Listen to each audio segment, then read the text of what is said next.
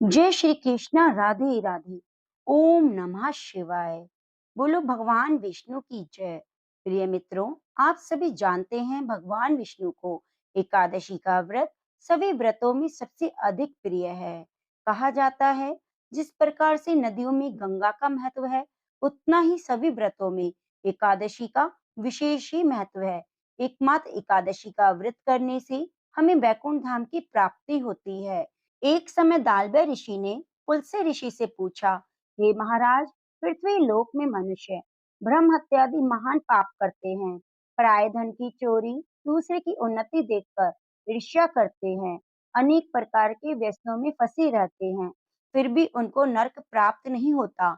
इसका क्या कारण है? वे न जाने कौन सा दान पुण्य करते हैं जिससे उनके पाप नष्ट हो जाते हैं। ये सब आप मुझे बताइए। पुलस्य मुनि कहने लगे, हे महाभाग, आपने मुझसे अत्यंत गंभीर प्रश्न पूछा है। इससे संसार के जीवों का अत्यंत भला होगा। इस भेद को ब्रह्मा, विष्णु, रुद्र, इंद्र आदि भी नहीं जानते, परंतु मैं आपको ये जरूर बताऊंगा। उन्होंने कहा, माघ मास लगते ही मनुष्य को स्नान आदि करके शुद्ध रहना चाहिए। इंद्रियों को वश में कर कर काम, क्रोध, लोभ, मोह, अहंकार, ईर्ष्या को त्याग कर भगवान का स्मरण करना चाहिए। पुष्य नक्षत्र में गोबर, कपास, तिल मिलाकर उसके कंडे बनाए, उन कंडों से 108 बार हवन करना चाहिए। उस दिन मूल नक्षत्र हो, एकादशी तिथि हो तो अच्छे पुण्य देने वाले नियमों को ग्रहण करे। स्नान आदि नित्य क्रिया से निवृत्त होकर सब देवताओं के देव श्री भगवान का पूजन करें। एकादशी व्रत धारण करें, रात्रि को जागरण करें।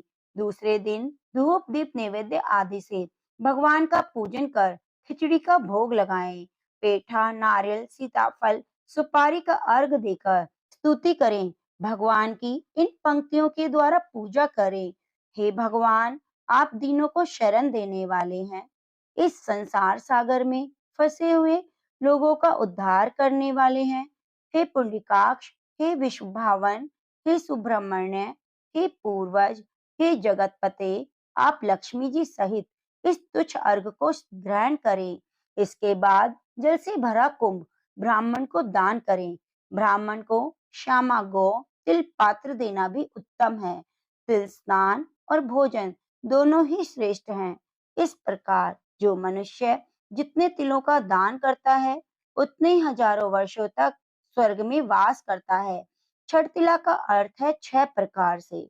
हमें तिल का 6 प्रकार उपयोग करना चाहिए।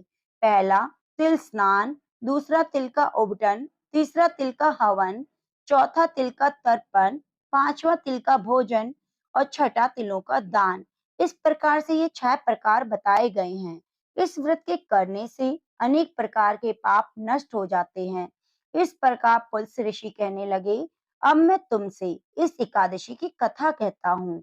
एक समय नारद जी ने भगवान विष्णु से यही प्रश्न किया था, जो भगवान ने छठतिला एकादशी का महात्म्य नारद जी से कहा, सो मैं तुमसे कहता हूँ। भगवान ने नारद जी से कहा, हे नारद, मैं तुमसे सत्य घटना कहता हूँ, ध्यान पूर्वक सुनो। प्राचीन काल में मृत्यु लोक में एक ब्राह्मणी रहती थी। वह सदैव व्रत किया करती। एक समय वह 1 मास तक व्रत करती रही। उसका शरीर अत्यंत दुर्लभ हो गया। यद्यपि वह बहुत बुद्धिमान थी, तथापि उसने कभी देवताओं और ब्राह्मणों के निमित्त अन्न और धन का दान नहीं किया। इससे मैंने सोचा कि इस ब्राह्मणी ने व्रत आदि से अपना शरीर तो शुद्ध कर लिया, अब इसे विष्णु लोक तो मिल जाएगा, परंतु इसने कभी भी अन्न का दान नहीं किया। इसकी तृप्ति होना कठिन है। भगवान ने आगे कहा, ऐसा सोचकर मैं भिखारी के वेश में मृत्यु लोक में उस ब्राह्मणी के पास गया और भिक्षा मांगी। वह ब्राह्मणी बोली, महाराज, किस लिए आए हो? मैंने कहा, मुझे भिक्षा चाहिए। इस पर उसने एक मिट्टी का ढेला मेरे भिक्षा पात्र में डाल दिया। मैं उसे लेकर स्वर्ग में लौट आया। कुछ समय बाद ब्राह्मणी भी शरीर त्याग कर स्वर्ग में आ गई। उस ब्राह्मणी को मिट्टी का दान करने से स्वर्ग में सुंदर महल मिला, परंतु वह अन्न आदि सामग्रियों से शून्य था। घबराकर वह मेरे पास आई, कहने लगी, भगवान, मैंने इतने व्रत किए, पूजा की, फिर भी मेरा घर अन्न आदि सभी वस्तुओं से शून्य है। क्या कारण है? इस पर मैंने कहा, पहले तुम अपने घर जाओ।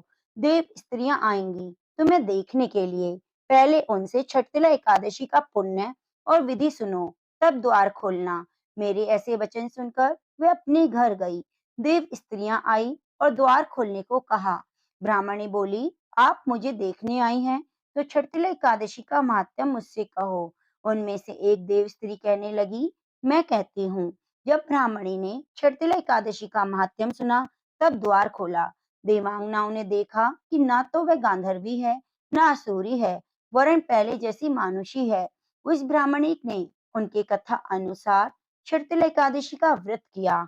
इसके प्रभाव से वे सुंदर और रूपवती हो गई।